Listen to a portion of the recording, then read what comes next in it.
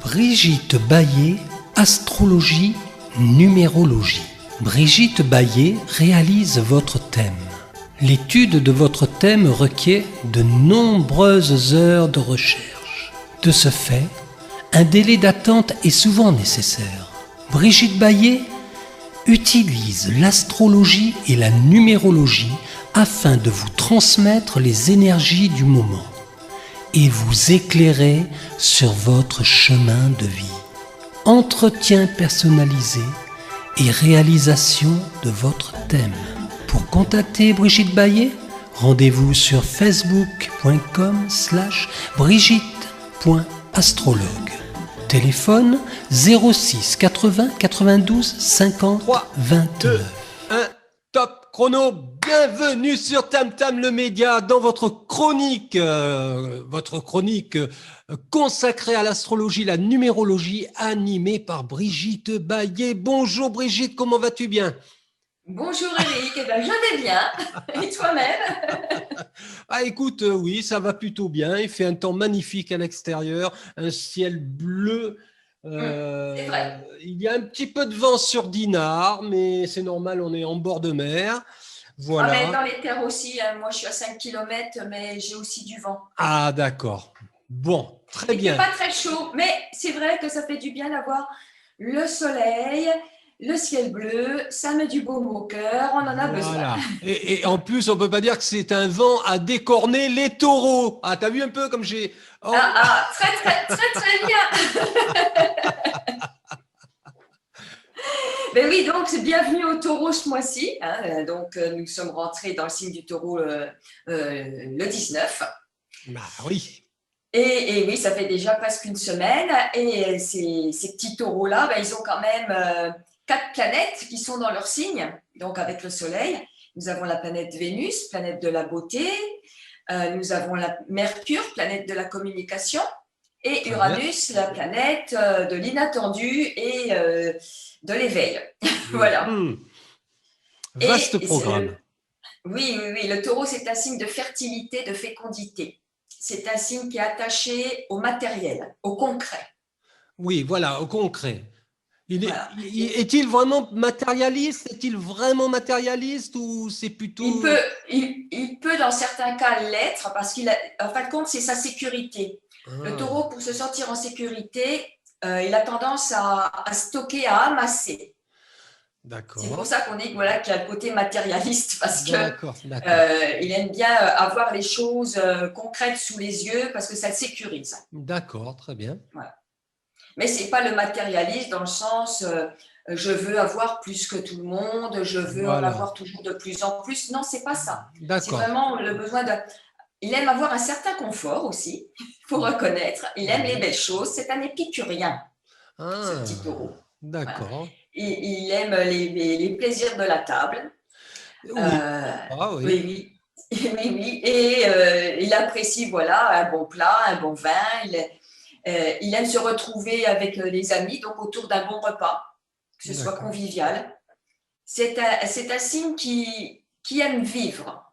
C'est un bon vivant, le taureau. Très bien. Et le fait d'être bon vivant comme ça et de vouloir garder les choses, il a du mal à sortir de ses habitudes. Ce qui peut le bloquer de temps à autre parce qu'il aime avoir ses petites habitudes. Ça le sécurise. Trop bouleversé. Ouais, d'accord. Voilà. Eh bien, ça tombe mal.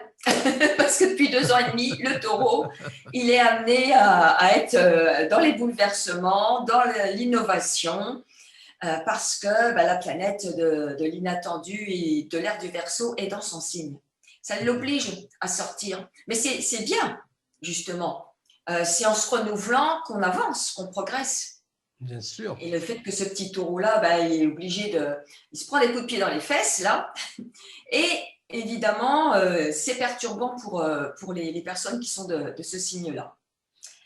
Et là, donc, ce mois-ci, c'est un mois qui est quand même un peu charnière, on va dire aussi, Le bélier, le mois d'avant, a initié les choses et le taureau, là, ce mois-ci, doit les concrétiser. Il doit les ancrer dans la matière. C'est un signe de terre, le taureau, qui est ancré dans la matière. Très bien. Je prends note. Et, oui. Et donc, c'est un signe qui est long à démarrer. Mais une fois qu'il est parti, il fonce droit devant, il ne s'arrête plus. D'accord. C'est un signe qui travaille beaucoup, qui va au bout de ce qu'il a commencé. Et ça peut lui jouer des tours, même s'il fait des erreurs, il y va quand même. Hein. On va au bout de ce qu'on a commencé. Voilà. D'accord. Je souris parce que je connais quelqu'un qui est taureau et qui attend cette chronique avec une certaine impatience pour voir s'il y a des similitudes avec justement son trait de caractère. Mais moi, j'en vois déjà des similitudes depuis tout à l'heure. Ah bon, d'accord.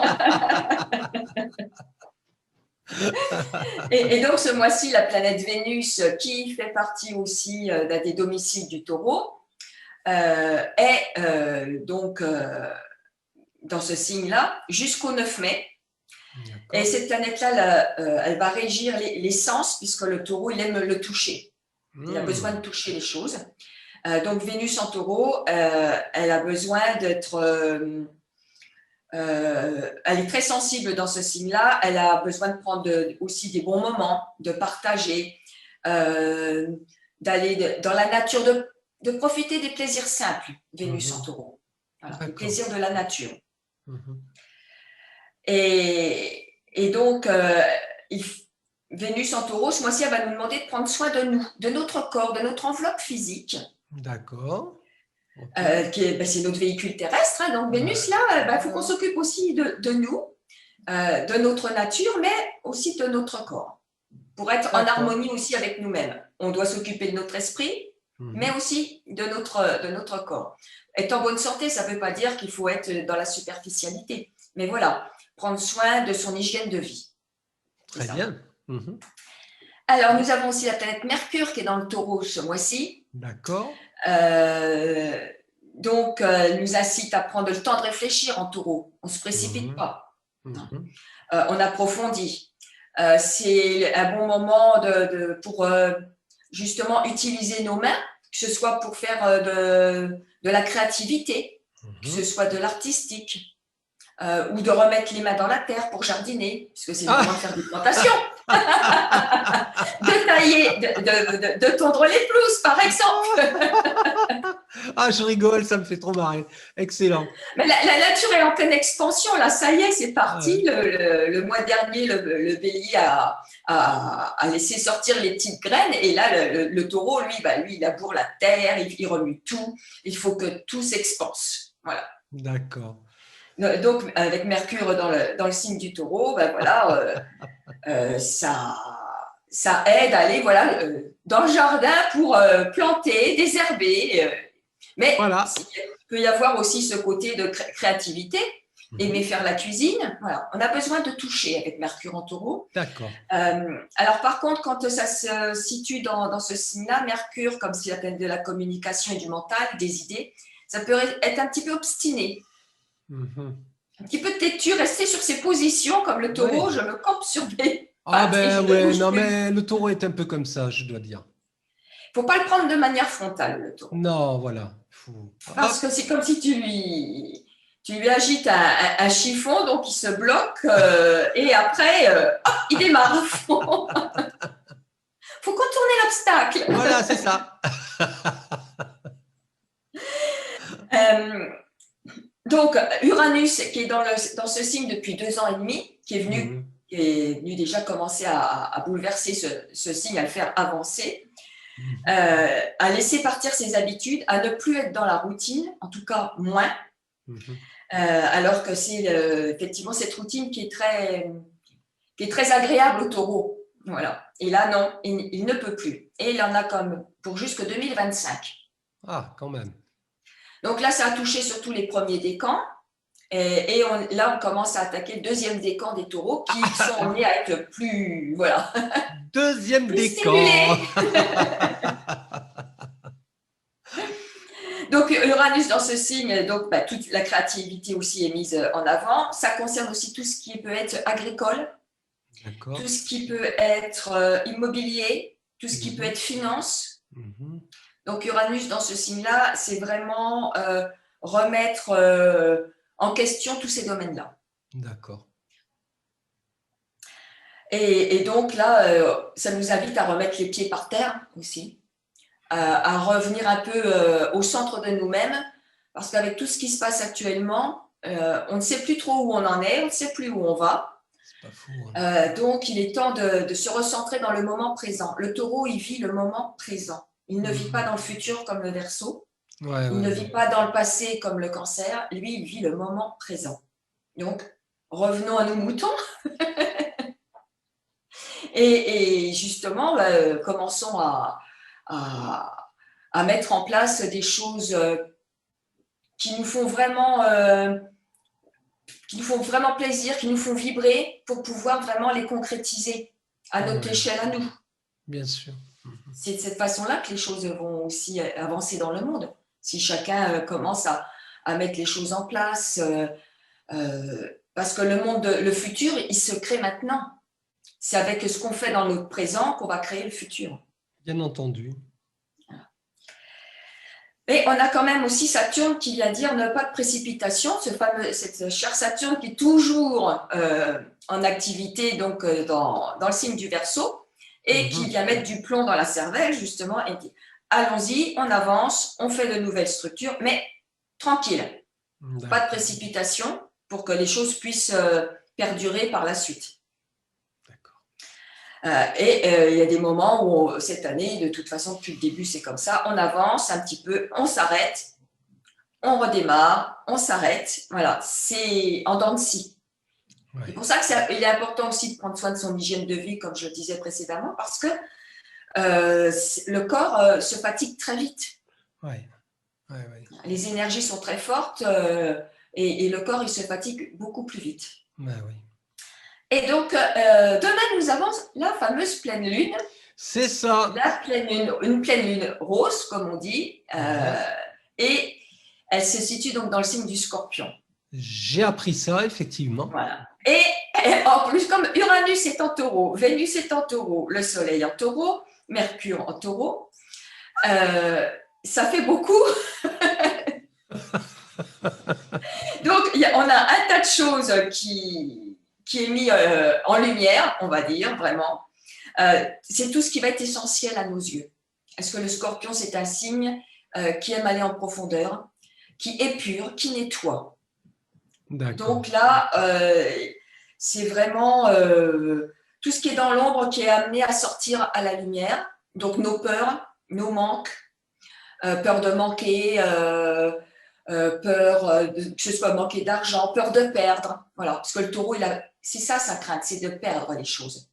Donc le Scorpion, il vient lui faire remonter tout ça pour qu'il puisse ou s'en accommoder ou travailler dessus pour être mieux avec soi. Donc, elle secoue encore pas mal la pleine lune. Ouais. Mais ces ressentis se répercutent aussi sur les autres signes, mais peut-être de façon moins évidente, non? Alors, le Scorpion est très secoué. Moi-même étant Scorpion, je dois dire que depuis hier, parce que les effets commencent quelques jours avant, il y a un peu plus d'électricité. Ouais, d'accord. Ouais. Les lions, les signes fixes sont un petit peu plus impactés. Le lion aussi, parce que lui, il a Saturne en face. Et la lune vient effectivement réveiller aussi beaucoup de choses chez lui. Peut-être plus dans ce qui est le domaine affectif, puisque le lion, c'est quand même tout ce qui est l'affectivité. Mais oui, les signes fixes sont un peu plus impactés que les autres. Donc, taureau, scorpion, lion. Le Verseau, un petit peu moins parce qu'il a moins de choses. Il a Jupiter qui est encore chez lui, donc qui calme un petit peu tout ça. Mais les signes fixes sont assez secoués. D'accord. Et ça nous demande de faire un travail sur nous-mêmes pour travailler ses peurs et ses manques. D'accord, très bien. Donc, ça va tomber dans un domaine particulier chez chaque personne suivant son thème natal. Mais on sent les remous qui sont présents quand même. D'accord. Très bien. Et nous avons aussi la lune noire qui est en taureau. Et cette lune noire, elle est conjointe à la planète Vénus. Alors, elle vient appuyer justement sur tout ce qui peut être nos dons, nos talents, nos valeurs. Vraiment, ne pas laisser dormir tout cela. Ça nous demande justement de les réveiller et de les mettre en action. D'accord. Et elle invite aussi à regarder quel est le rapport que l'on a avec notre corps, justement. Est-ce qu'on aime est-ce qu'on s'aime nous-mêmes? Donc, il y a peut-être des choses aussi à aller travailler de ce côté-là. Bien sûr. Et elle va peut-être aussi venir remettre en question certains liens dans le domaine relationnel si ça ne correspond pas à une exigence d'harmonie. La lune noire, elle est exigeante. Très bien. Elle se veut vraie et elle ne veut pas de faux semblants. Donc, les liens que l'on peut avoir autour de nous, s'ils ne correspondent plus à ce que l'on souhaite, peuvent s'arrêter. Voilà, voilà. Moi, je pense à quelqu'un et par rapport à ce que tu viens de dire avec cette lune noire, voilà, si elle écoute, et je sais qu'elle va écouter, cette personne va écouter cette chronique. Moi, je trouve qu'il y a beaucoup ouais, ça résonne avec ce que je connais de cette personne. Voilà. Bien. Et en bel aspect à tout ça, nous avons Mars qui est la planète de l'action qui vient de rentrer dans le Cancer. D'accord. Donc, elle va quand même aider ce taureau à agir. Agir sur sa sécurité intérieure, puisque le Cancer est un signe d'intériorité qui aime aussi se protéger. Donc, Mars, dans ce signe-là, va aider les cancers et les taureaux, surtout, à agir pour se sentir en sécurité intérieurement. D'accord. De mettre en place des choses pour qu'ils se sentent en sécurité, ne pas l'attendre de l'extérieur. Il ne faut pas attendre la sécurité de l'extérieur, c'est en nous-mêmes qu'on va la trouver. Bien sûr. Et donc, Mars, là, qui rentre dans le signe du Cancer, ça permet d'agir sur nos profondeurs à ce niveau-là. Et comme c'est un signe d'eau, Mars, il va s'affirmer davantage en faisant preuve d'intuition, de finesse aussi. D'accord. Mais par contre, ça peut être aussi donner une certaine force d'inertie pour les gens qui ne veulent pas faire ce qu'on veut les obliger à faire. Donc, quand on ne veut pas faire quelque chose avec Mars en Cancer, on ne contrarie pas, mais en même temps, on ne fait rien. C'est vraiment une force d'inertie importante. D'accord. Donc, c'est vrai que voilà, cette pleine lune nous challenge beaucoup tous, bon, et plus particulièrement les signes fixes, dont le taureau, le scorpion, le lion. Et au niveau physiologique, une chose que j'ai trouvée très intéressante, c'est que le taureau il correspond à tout ce qui est gorge, tout ce qui peut être donc vertèbres cervicales, thyroïde, tout ce qui est donc la langue, les amygdales. Et ça va devenir de plus en plus compliqué de supporter le fait qu'on ne puisse pas s'exprimer depuis 1 an et demi, qu'on ne puisse pas goûter, qu'on ne puisse pas sentir, qu'on ne puisse pas entendre aussi, puisque les oreilles aussi font partie des organes liés au taureau. Si on nous agite toujours des promesses comme ça devant notre nez, il y a un moment, le taureau il est long à démarrer, mais quand il se met en colère, il se met en colère. Ouais. Voilà. Et il n'aura plus forcément envie d'obéir à toutes les injonctions qu'il reçoit. Pour faire ce qui lui plaît. Bientôt le mois de mai. En mai, faisons ce qui nous plaît. C'est incroyable. Espérons. Ça rejoint une discussion que j'ai eue ce matin avec cette personne que je ne citerai pas dans cette chronique, mais ça rejoint exactement. Elle disait que c'était pas possible, hein, ce qui se préparait, et que voilà, il fallait d'une certaine manière rentrer en résistance, quoi. Le fait, voilà, le taureau peut être très résistant aussi, évidemment. Et le fait, oui, voilà, on arrive vers les beaux jours, tout le monde a une patience d'ange. Et là, le taureau, il commence à se dire, bon, maintenant, il va falloir quand même qu'on puisse sortir dans la nature, vivre à nouveau. Et ça peut créer voilà, quelques tensions parce qu'il n'a plus envie d'obéir. Là, le soleil dans le signe du taureau, les gens n'ont plus envie de se plier à des choses qu'ils ne comprennent pas. C'est évident. Et en numérologie, le mois de mai, c'est un mois de 1, c'est-à-dire un mois de démarrage. D'accord. Très bien. Donc, on voit que normalement, là, au début mai, là, on lâche un petit peu des petites choses, on va dire. Hein. Ça veut dire que quand tu es dans un mois 1, il faut prendre sa vie en main. Il faut s'exprimer, il faut s'imposer. Prendre des initiatives, en tout cas, et partir à la conquête de nouveaux projets, de nouvelles ambitions pour soi, pour le bien collectif, mais aussi pour soi. Hein. Et surtout, vivre ce moment présent, de développer cet aspect de la vie au vivant, au concret. D'accord. Voilà un petit peu tout ce que l'on pouvait dire ce mois-ci pour le mois des taureaux qui est en pleine expansion. Voilà.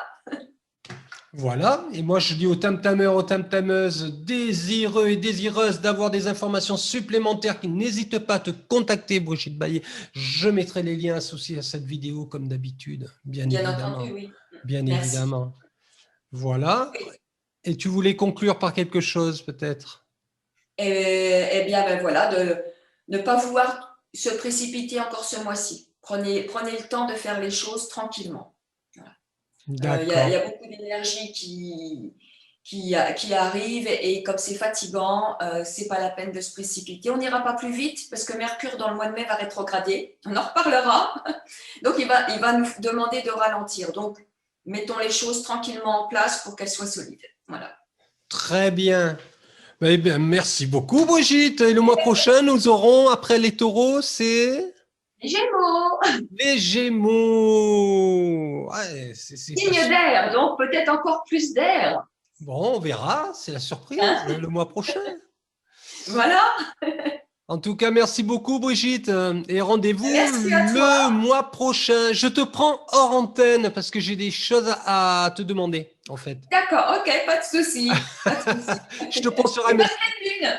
Oui, je te prends sur MSN. Ok.